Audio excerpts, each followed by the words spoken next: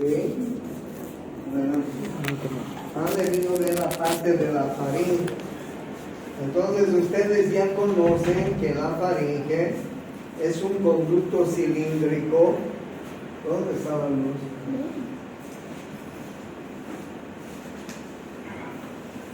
Ustedes ya conocen, prendo lo de atrás.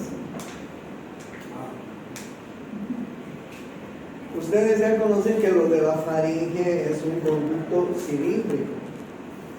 Importante porque tiene tres compartimientos. Uno es la nasofaringe, la que está detrás de las fosas nasales. Otra es la orofaringe, importantísima la orofaringe. Y otra es la laringofaringe, ¿no es así? Bueno, la nasofaringe forma parte de la vía respiratoria. Nosotros respiramos por la vía respiratoria y metemos generalmente el aire por la nariz. Este se va a la nasofaringe, pasa por la orofaringe, viene por la laringofaringe y se va a la vía respiratoria, ¿no es así? Ese es el curso del aire que nosotros respiramos. En este momento nosotros estamos respirando, tenemos una frecuencia respiratoria normal, que está en ¿cuánto es la frecuencia respiratoria? No me acuerdo. ¿Quién sabe? Por minuto. Mierda, alguien tiene un revólver, me voy a suicidar. 12 a ver. 12 Cuando estamos en reposo disminuye. Y normalmente entre 12 y 20, ¿ok? Esa es la frecuencia respiratoria normal.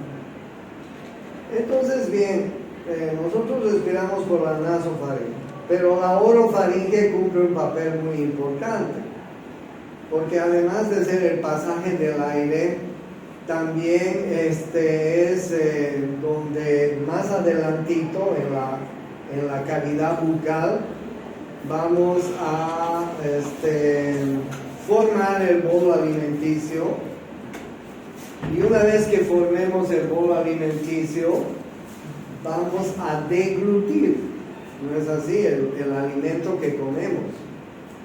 ¿Qué pasa cuando deglutimos por la orofaringe? Pasa dos cosas. Cuando deglutimos la comida, los alimentos sólidos o líquidos, el paladar blando, que es una serie de músculos, se cierra hacia arriba, de tal manera que el bolo alimenticio no tiene que irse por la nasofaringe, ¿no?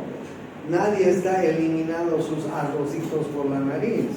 Normalmente no nos pasa eso, ¿no? Nadie está eliminando sus arvejitas por la nariz. O sea, es un proceso fisiológico que cuando deglutimos el alimento sólido y líquido tiene que irse a la vía digestiva, al esófago.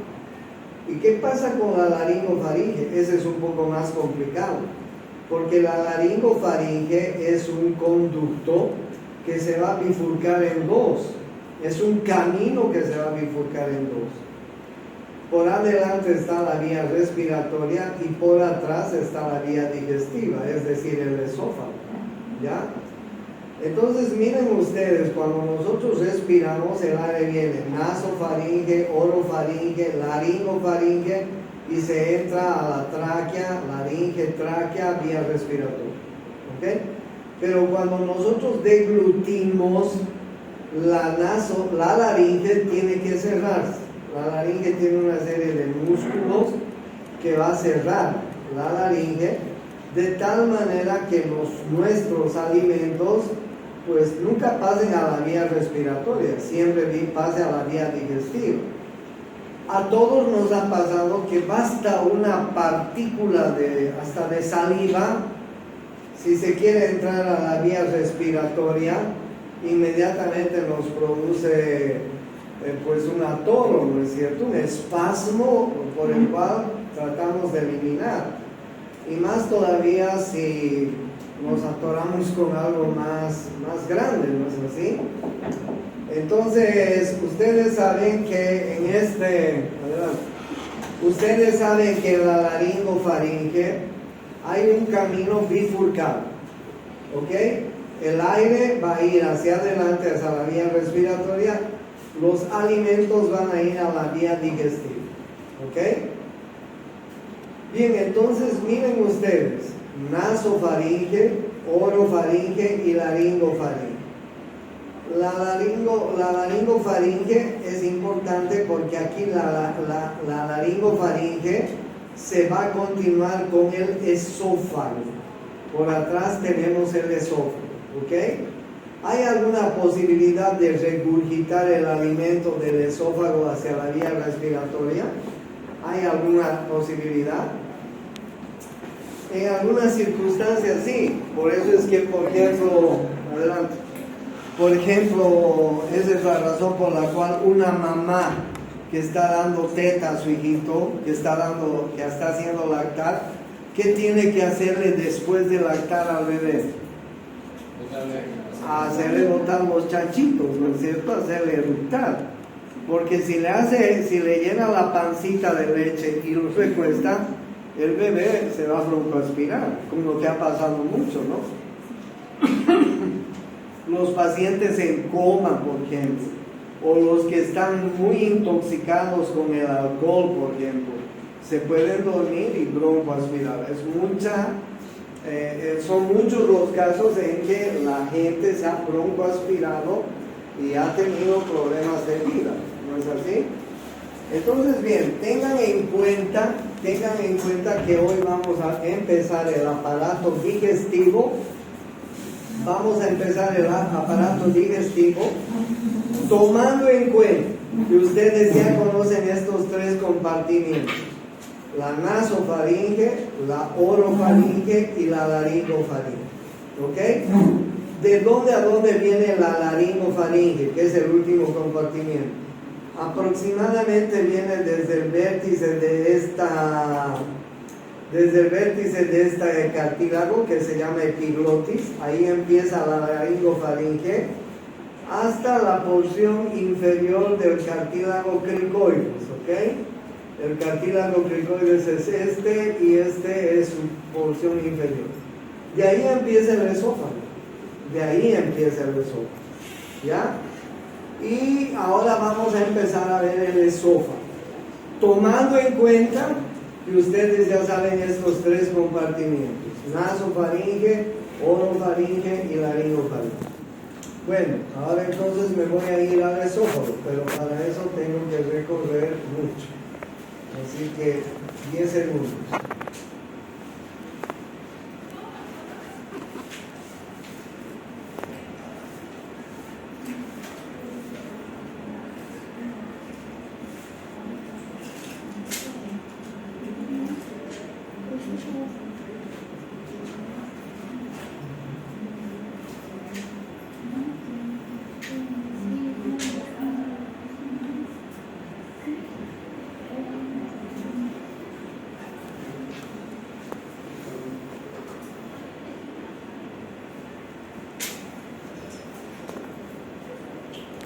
Ok, aquí está el esófago entonces. Ahora vamos a empezar a ver el esófago.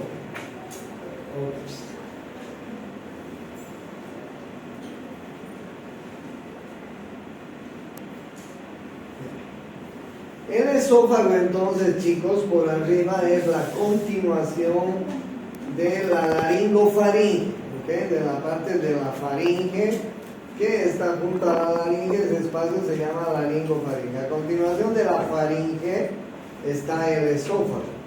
¿Dónde empieza el esófago? Más o menos en el nivel inferior del cartílago cricoides, ¿ok? A ese nivel.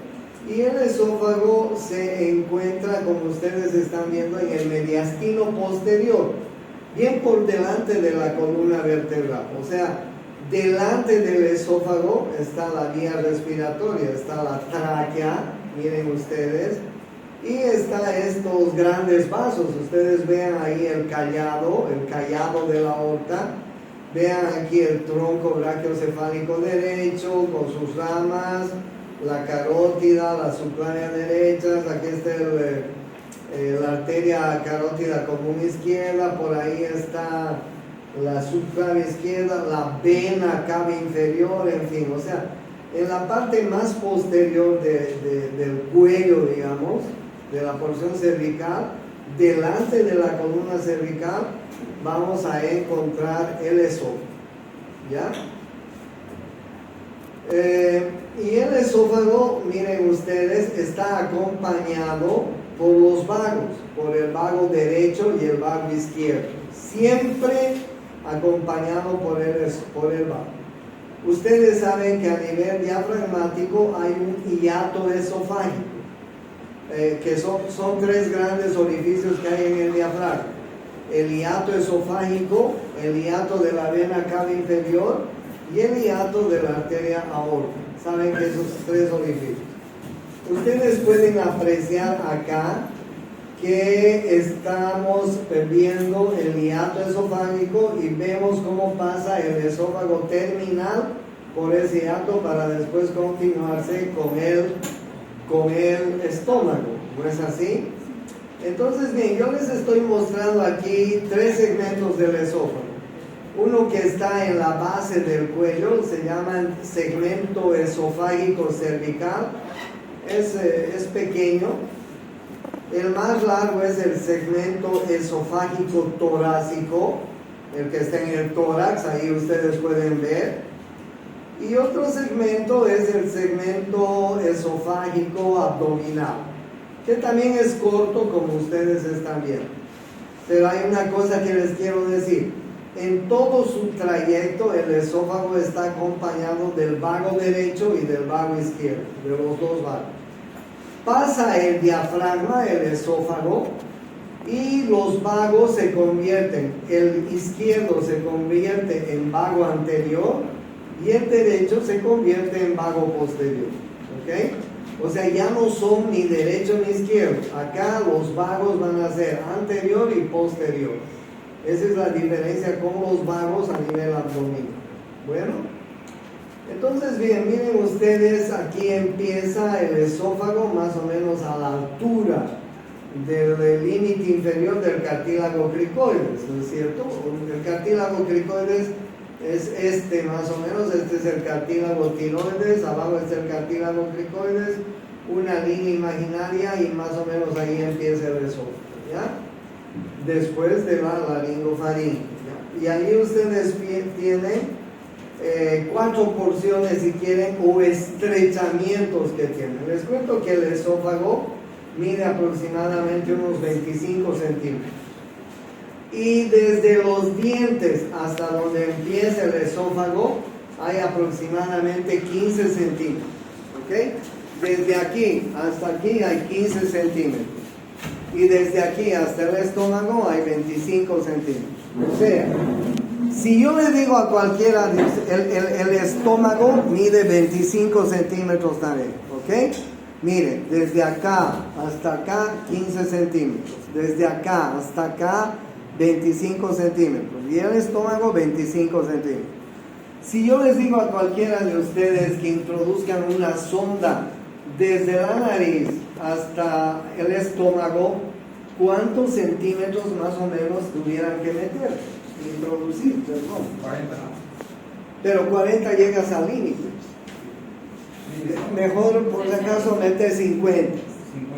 Claro, o sea, mides la sonda con 50 y dices, hasta aquí por lo menos tengo que meter. Porque si metes 40 estás metiendo hasta la punta del estómago, por ahí te falla. Mejor meter 50, mejor 55. Y vas a estar seguro de que estás en esto. Si alguna vez les toca introducir una sonda nasogástrica desde la nariz hasta el estómago, sepan que más o menos entre 50 y 55 centímetros para estar seguros que están en el estómago. ¿Ok? Entonces, bien, el esófago, ¿qué tiene de importante?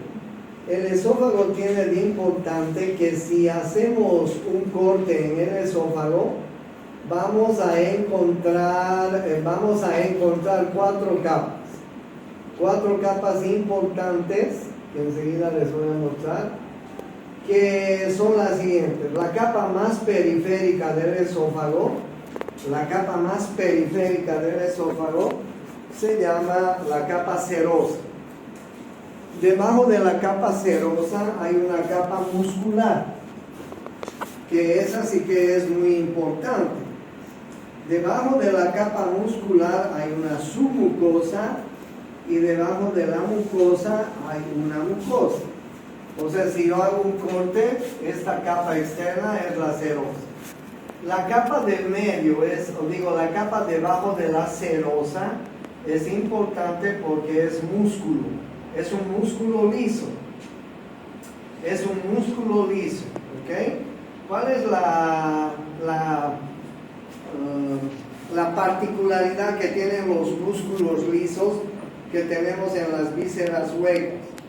Son tres particularidades. Estos músculos son los músculos lisos, se encuentran en las vísceras huecas que tenemos adentro, en los órganos internos, y son de color blanco.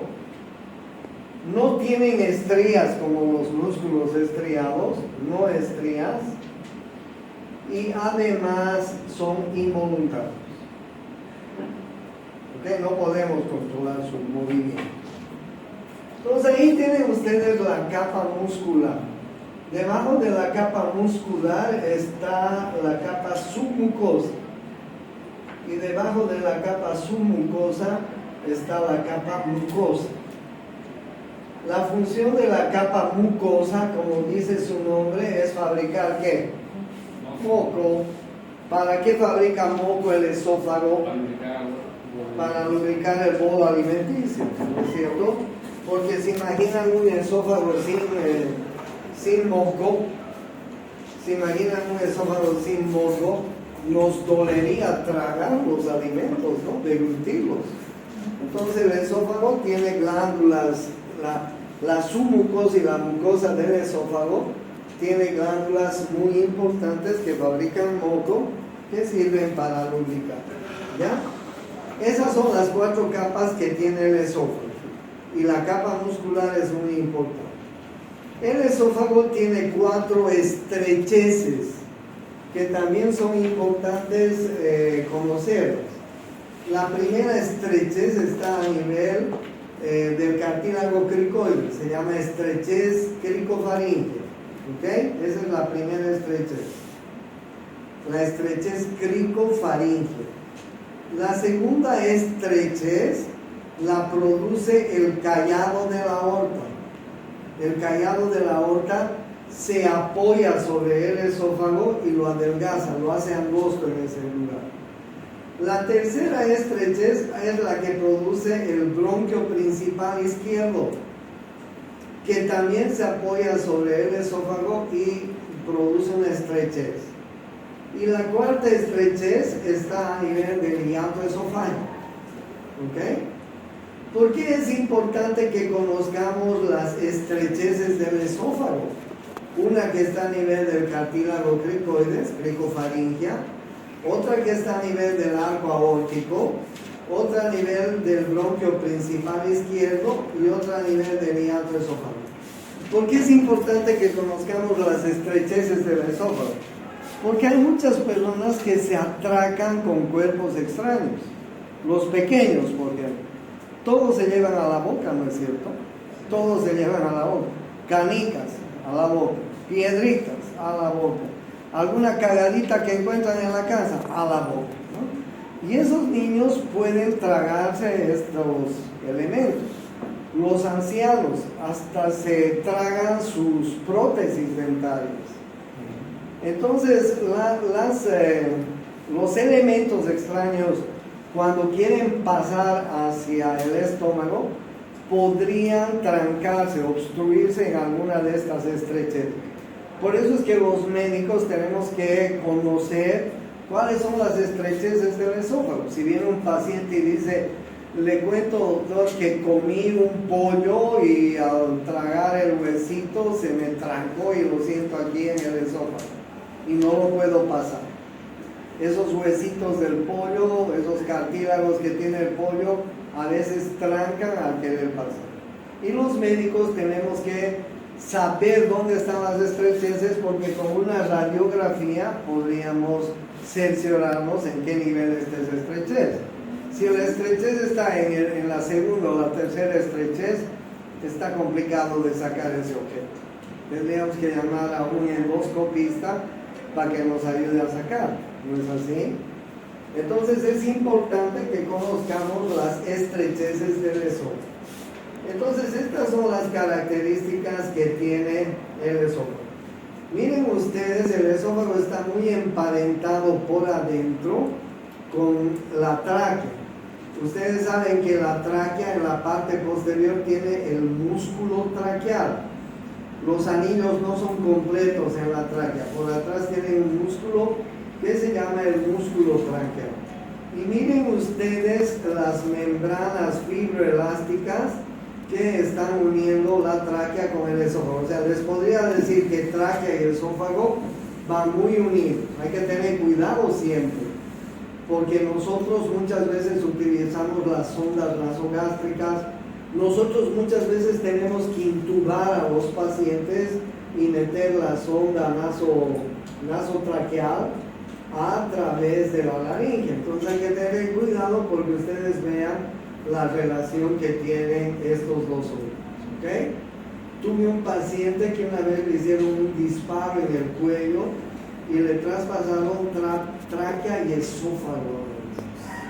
Fue complicadísimo porque tuvimos que solucionar el problema con unas 5 cirugías. Bueno, esto en cuanto al esófago, ¿ya? Aquí está la irrigación del esófago. Miren ustedes cómo está irrigado. Les voy a preguntar. Lo malo de ahora y lo malo de ustedes es que este segundo parcial ya no lo van a dar por vía virtual, lo van a dar presencial. Yo les voy a tomar el examen, ya les he comunicado.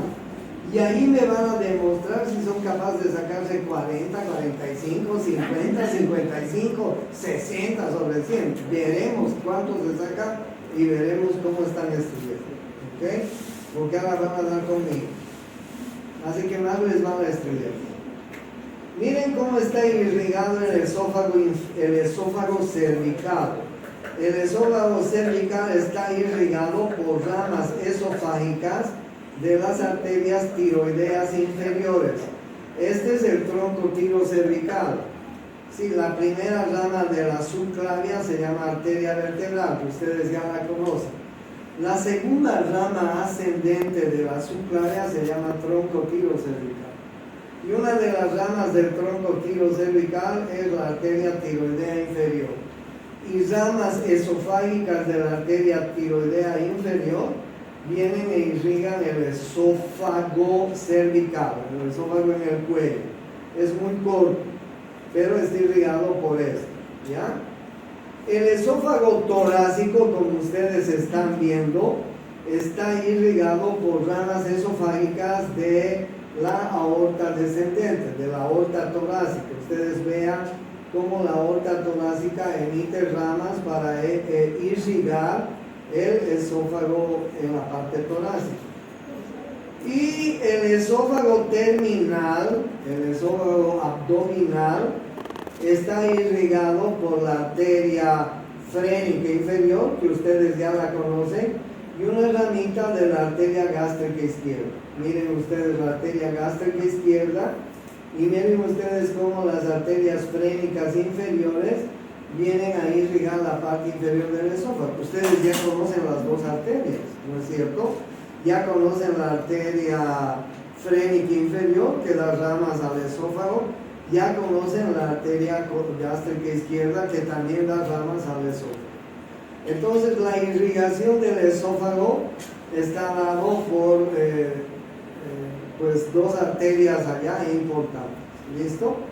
Y la inervación del esófago es el sistema nervioso simpático y el sistema nervioso parasimpático que está a cargo del décimo par, del nervio vago. Yo les he dicho que el esófago se acompaña de los vagos en toda su extensión, ¿ok? En el tórax hay vago derecho y vago izquierdo. Los vagos llegan al estómago y se transforman en vago anterior y vago posterior. Y ustedes pueden ver que las venas esofágicas están irrigando o están drenando pues un poco a la vena yugular interna aquí arriba. ¿Dónde está? Esta es la vena yugular interna. Que drena a la vena yugular interna. En la parte inferior, en la parte del tórax, drenan a las venas ácigos y hemiácigos, que ya las conocen. Y en la parte abdominal drenan hacia la cava inferior y también hacia las ácigos y hemiácigos. Un paciente con cirrosis hepática, cuando la sangre no puede retornar por la vena cava inferior, va a tener que retornar por las venas ácigos y hemiácigos, que ya las conocen ustedes. Los pacientes con cirrosis hepática hacen varices esofágicas de las venas esofágicas. O sea, a veces revientan y eso es muy grave porque a veces se mueren los pacientes. ¿Ya? Ahí ustedes tienen la vena cava inferior y ahí ustedes tienen la vena porta hepática, que ya la conocen. Bueno, eso es todo. Bueno, y miren el sistema de ganglios linfáticos que están alrededor del esófago, de la tráquea, de los bronquios, de la columna, etc. ¿No? ¿Por qué hay tanto ganglio linfático en toda esta región? Yo les he dicho que los ganglios linfáticos tienen dos funciones. La primera función de los ganglios linfáticos es maduran formas jóvenes de glóbulos blancos. ¿Ok?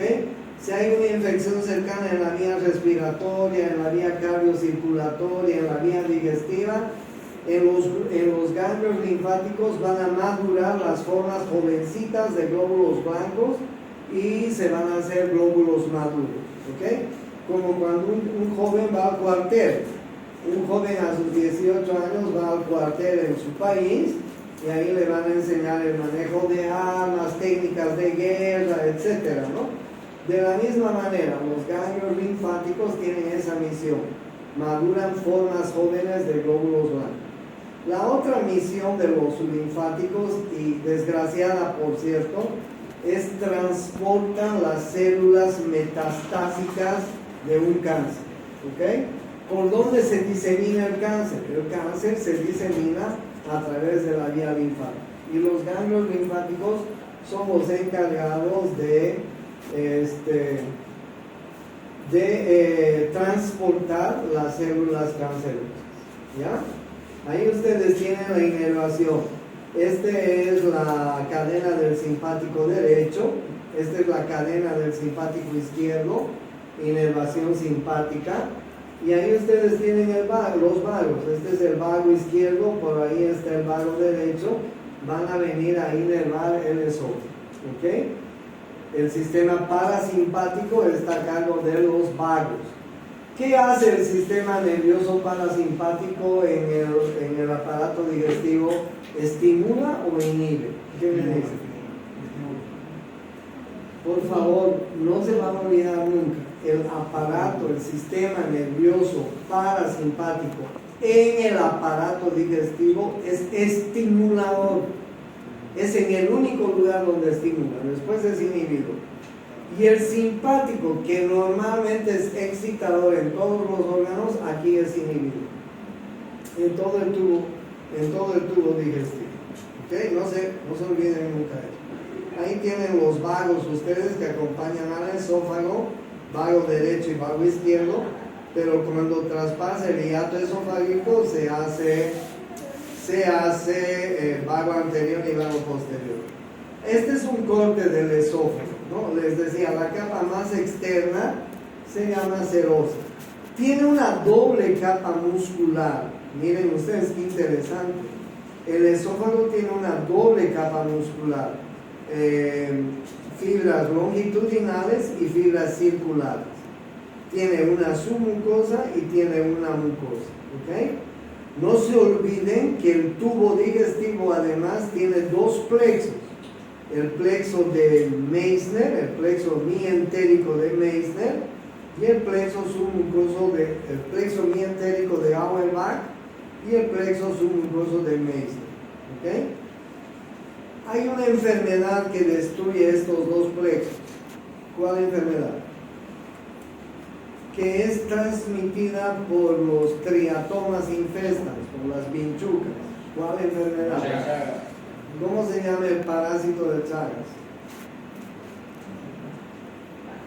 Bien, denme una pistola, voy a echar un tiro. ¿Qué se llama el parásito de Chagas? ¿También? No, el barbeiro es la vinchuca, ¿no? Pero el parásito, ¿qué se llama? Hay un parásito que la vinchuca transmite al ser humano, no cuando le pica, sino cuando le deyecta. La vinchuca nos pica la sangre y luego en el mismo lugar deyecta, es decir, hace caquita si quieren. Esa deyección nos produce una irritación, nos rascamos y por ahí metemos el parásito de Chagas. ¿Ya han averiguado qué se llama el parásito de Chagas? Ya pues vean. Trypanosoma. Eso, Trypanosoma cruzi. ¿Quién era Chagas? A ver, de allá. ¿De dónde era Chagas, flaco? De atrás. Sí. ¿De dónde era Carlos Chagas? El doctor Carlos Chagas. Vallegrandino, cruceño, ¿de dónde era? Mierda. ¿De dónde era Edson Aranz do Nascimento? El doctor Carlos Chagas era brasilero. ¿Okay? Era brasileño. Los que descubrieron la enfermedad de Chagas eran brasileños. ¿Okay? Por ende, ahí que se llama la enfermedad de Chagas. Carlos Chagas descubrió esta enfermedad. Bueno, el parásito Trypanosoma cruzi viene del doctor Cruzi, que era otro médico brasilero que descubrió el parásito. Y entonces este Trypanosoma, cuando entra a la sangre, produce una toxina que destruye el sistema de conducción eléctrico del corazón y destruye estos dos plexos que ustedes están viendo. El plexo mientérico de Auerbach y el plexo submucoso de Mason. Por eso es que un chagásico tiene dólico mega, ¿ok? Como no hay quien le dé el tonismo ni la elasticidad, se ha destruido estos dos plexos, puede haber un dólico mega esófago, puede haber un dólico mega colon chagásico, es decir, crece hacia longitud y crece en ancho. Y produce un dólico megacolon, por ejemplo, ¿no? Y los chagásicos tienen problemas de peristaltismo. Tuve una paciente de Chagas que entraba entre 10 a 15 días al baño. Cada 10 a 15 días al baño. Y hay muchos chagásicos que vienen al Hospital San Juan de Dios trancados con su fecaloma. Ustedes se van a descubrir cuando estén en el internado, porque cuando llega un fecaloma, que es una impactación de materia fecal, porque se impactaba ahí en el recto, los médicos lo que hacemos, interno, venga, guantes, saque la caca. Y son ustedes los que tienen que ir y sacar la caca, ¿entienden? Y vieran cómo huele. Porque es una impactación de materia fecal que tiene 10, 15 días. Les va a tocar hacer eso cuando estén en el internado. Bueno, entonces miren ustedes, además del sistema nervioso simpático y parasimpático, no se olviden que el parasimpático es estimulador y el simpático es inhibidor en los órganos del abdomen. El tubo digestivo, estoy hablando de tubo digestivo, que es el tubo que tenemos, ¿no? Desde la cavidad bucal, desde el esófago prácticamente hasta el recto. El tubo digestivo tiene estos dos plexos. Uno le da la elasticidad y otro le da la motilidad al tubo digestivo. ¿Okay?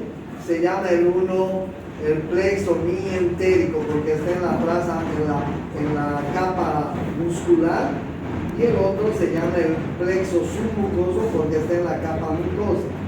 El plexo que está en la capa muscular se llama Auerbach Y el plexo que está en la capa azul mucosa se llama Meissner. Los plexos de Auerbach y Meissner. No se van a olvidar porque les voy a preguntar en el examen. Bien, eso es lo que les quería decir en cuanto a el esófago, que es la primera parte.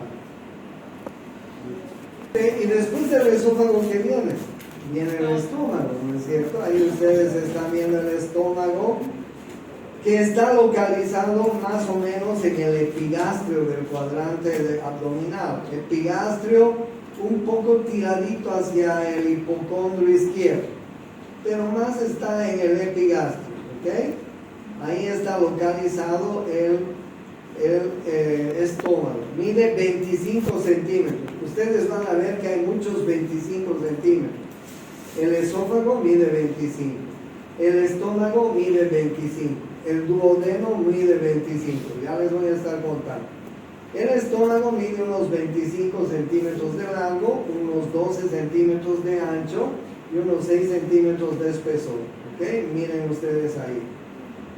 Más o menos la relación del estómago. El estómago tiene una cara anterior y tiene una cara posterior. La cara anterior, miren, pero y además tiene una curvatura menor y una curvatura mayor, que ya la conocen, ¿no? Miren ustedes, en la cara anterior podemos ver la relación que tiene con el hígado, la relación que tiene con el diafragma y la relación que tiene con el epigastrio. Por eso es que mucha gente dice, doctor, me duele la boca del estómago, al epigastrio. Porque cuando un paciente tiene gastritis o tiene úlcera, va a venir y diciéndote, doctor, me duele la boca del estómago. Porque hay una parte del estómago, esta que ustedes están viendo, que tiene relación con el epigastrio, ¿ya? Y por la parte posterior, ustedes vean que la curvatura mayor está en relación con el esplenio, con el vaso, con el riñón del lado izquierdo y la glándula suprarrenal del lado izquierdo. Tiene una gran relación por atrás con el páncreas y tiene una gran relación con el mesocolon transverso. ¿Okay? Ahí tienen ustedes el mesocolon transverso, ¿ya? Por atrás. Bien. Ahí ustedes tienen la relación del estómago. Ustedes pueden ver el epiplón menor. Les he dicho que se llama ligamento gastrohepático, que sale de la curvatura menor y se inserta en el borde inferior del hígado. ¿Ya? Epiplón menor, aumento menor. Y el epiplón mayor, que nace en la curvatura mayor y parte del colon transverso, mesocolon transverso. Ahí ustedes tienen el epiplón mayor, aumento mayor. Entonces estos dos ligamentos son muy importantes porque sostienen el estómago en su lugar, ¿ya? El aumento menor, el aumento mayor. Este aumento menor se llama ligamento gastrohepático también, ¿ok? Y este aumento mayor se llama también epiplón mayor y ustedes ya saben cuál es su acción. La unión del esófago, con el estómago se llama el cardias. Hay un esfínter ahí, por eso se llama cardias. ¿Cuál es la función de ese esfínter? Controlar el vaciado del bolo alimenticio. El bolo alimenticio no es que entra al estómago como si fuera una lluvia de alimentos, no. El cardias va a ir regulando la entrada del alimento al esófago. Al estómago, perdón. Y hay una cosa más importante, ¿el alimento puede retornar al esófago? No, en condiciones normales jamás. Claro, en condiciones patológicas sí, hay una enfermedad que se llama la enfermedad del reflujo gastroesofágico, el ERGE. Sí, esa es una condición patológica. ¿Por qué? En muchas personas se lesiona el cardias, se lesiona el esfínter y tienen reflujo. Es decir, el contenido gástrico se sube al esófago. Pero eso es patológico. ¿Ok? El estómago tiene un cuerpo, tiene un fondo, tiene un antro, tiene un cardias y tiene un píloro, ¿ok? La unión del estómago con el duodeno se llama píloro, ¿ok? ¿Cuáles son las partes? Cardias, el fundus gástrico o fondo gástrico, el cuerpo gástrico, el antro gástrico y el píloro. El píloro es la unión del estómago con el duodeno, con la primera porción del duodeno. Es otro esfínter, muy importante el píloro. El píloro es un esfínter que va a regular el vaciamiento del bolo alimenticio que ya ha sido en parte mezclado en el estómago, y ahora ese bolo alimenticio tiene que pasar al duodeno. Pero para atravesar al duodeno tiene que ir regulándose por el píloro. El píloro lo va a ir regulando y va a ir regulando el vaciamiento gastroduodenal, ¿ya? Si nosotros hacemos un corte del estómago, vamos a ver que la primera capa del estómago se llama la capa mucosa. La capa mucosa del estómago está formada por el peritoneo visceral, por adelante y por atrás. El peritoneo envuelve al estómago. Entonces la capa mucosa está formada por el peritoneo. El estómago, debajo de la capa serosa, tiene la capa muscular, igual que el esófago. Pero hay una característica importante del estómago. Les decía que el esófago tiene una doble capa muscular. El estómago tiene una triple capa muscular. Es el único órgano que tiene una triple capa muscular. Tiene fibras longitudinales, fibras circulares y fibras oblicuas. Es el único órgano que tiene una triple capa muscular. ¿Para qué tiene una triple capa muscular el estómago? Porque no se olviden que la función del estómago es mezclar todo el alimento que nosotros ingerimos, ¿ok? Es más o menos la función de una licuadora. Cuando tú pones muchas cosas a una licuadora y quieres que se una y se junte todos esos alimentos, voy a hacer, por ejemplo, un jugo de frutas. Le pongo manzana, le pongo plátano, le pongo pera, le pongo alguna otra fruta y hago una licuación. De la misma manera, el estómago necesita mezclar todos los alimentos. ¿Por qué razón? ¿Qué tiene el estómago en particular? ¿Qué ácido? Ácido clorhídrico. ¿Entienden? Entonces tiene una triple capa muscular el estómago con el afán de mezclar todos los alimentos. Y debajo tiene la submucosa y la mucosa, que como ustedes ven son plegados. Ahí miren esa mucosa plegada. Dice que si desplegáramos el estómago sería más o menos una alfombra de 9 metros cuadrados. O sea, como esta habitación sería más o menos. O sea que la mucosa y la submucosa del estómago están siendo así muy plegadas con el afán de ahorrar superficie, ¿entienden? Y en la mucosa y en la submucosa hay muchas glándulas que enseguida les voy a mostrar. No se olviden, 25 centímetros de longitud, 12 de ancho, 6 de profundidad, ¿ok?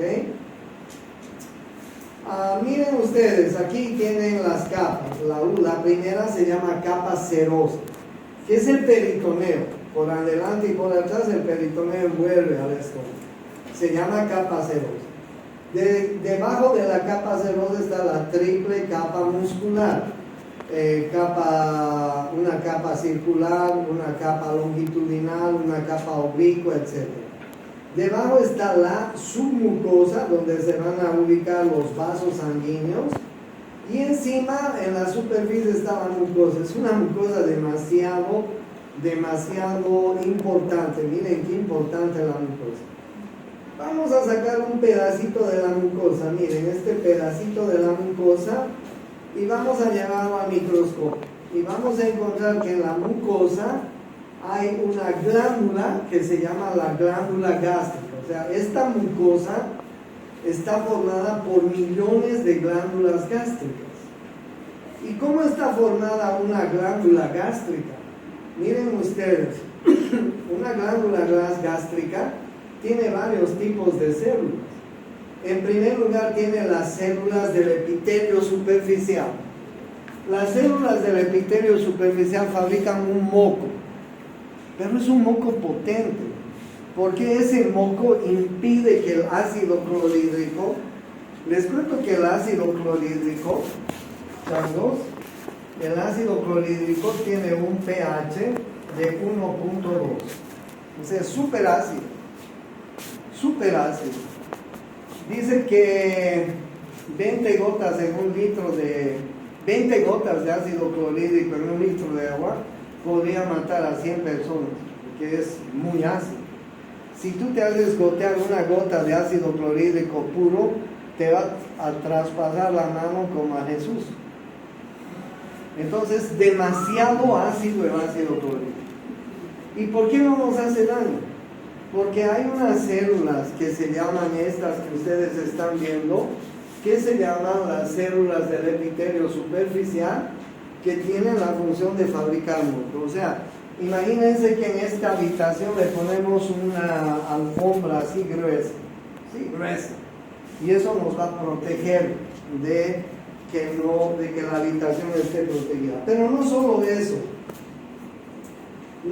eso, miren, las células del epitelio superficial recubren la superficie y producen una película de moco, ¿ya?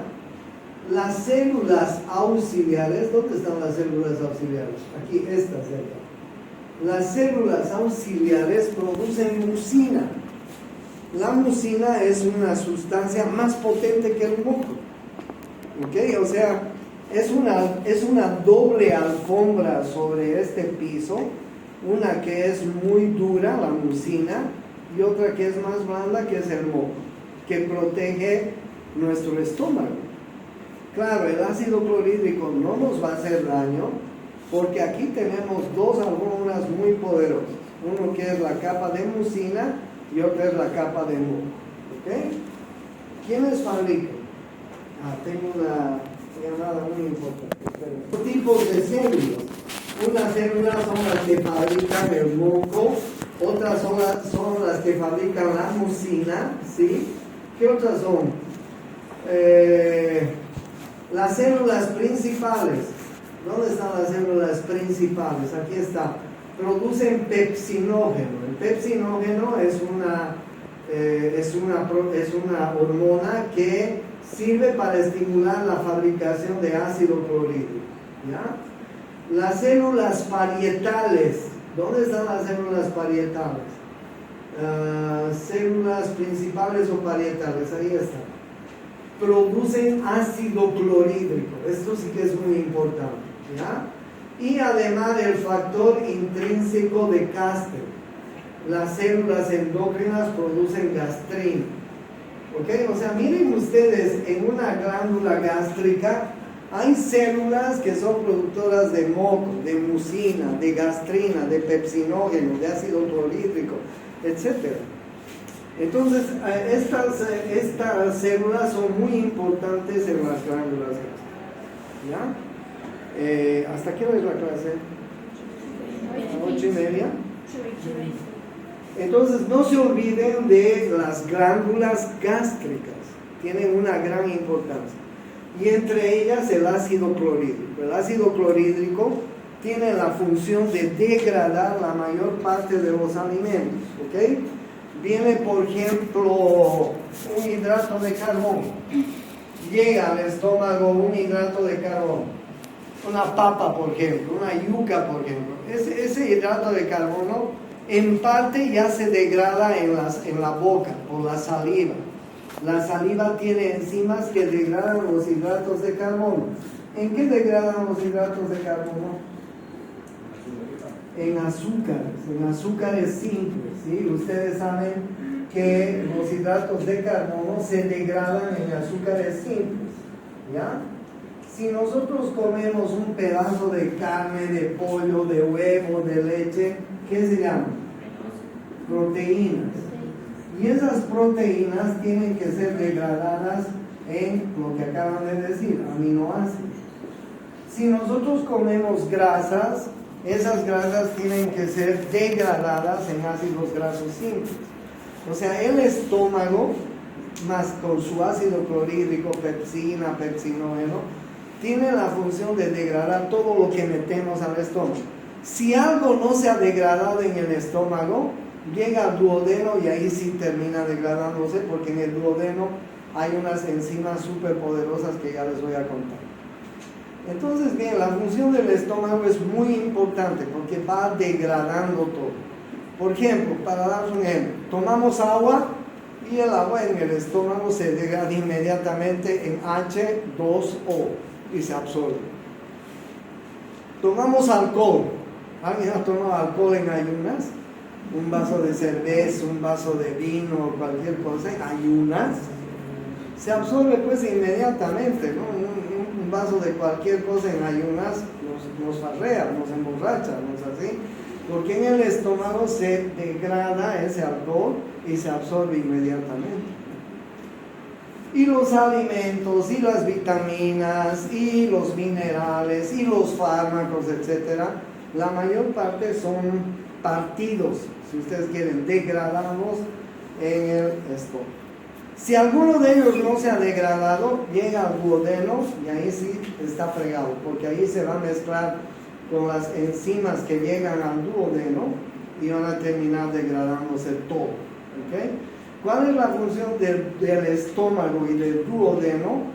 Degradar, digerir los alimentos, digerir en estructuras bien simples.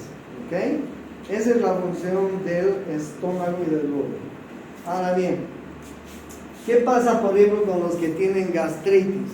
¿Por qué el ácido clorhídrico en una persona normal no le hace daño a la mucosa del estómago? ¿Y por qué en algunas personas sí les hace daño el ácido clorhídrico y tienen gastritis? Muchas personas en la vida tienen gastritis. ¿Cuáles son los problemas de la gastritis? ¿Por qué comenzamos a producir más ácido clorhídrico de lo regular? Por ejemplo, alimentos, el alcohol, el tabaco, los alimentos grasos, las colas, Coca-Colas, Pepsi-Colas y todas las sodas que tienen gas. Por ejemplo, los medicamentos como los AINES, por ejemplo, ¿no? Las frituras, por ejemplo. Entonces, y fundamentalmente el estrés. Si una persona es muy estresada en la vida, va a empezar a secretar más ácido clorhídrico. Si una persona toma mucho café, fuma mucho, toma mucho alcohol, come mucha grasa, etcétera, etcétera, no tiene un régimen alimentario adecuado, su estómago, sus glándulas van a empezar a secretar más ácido clorhídrico de lo normal. Y este moco y esta mucina no van a abastecer. Entonces esa persona va a tener gastritis, ¿no? ¿Y la gastritis en qué desemboca si no le hacemos tratamiento? En úlceras. En úlceras. ¿No es así? Entonces fíjense la importancia del estómago con relación a esas glándulas gástricas que les hemos. ¿Ya? Vamos a continuar la próxima.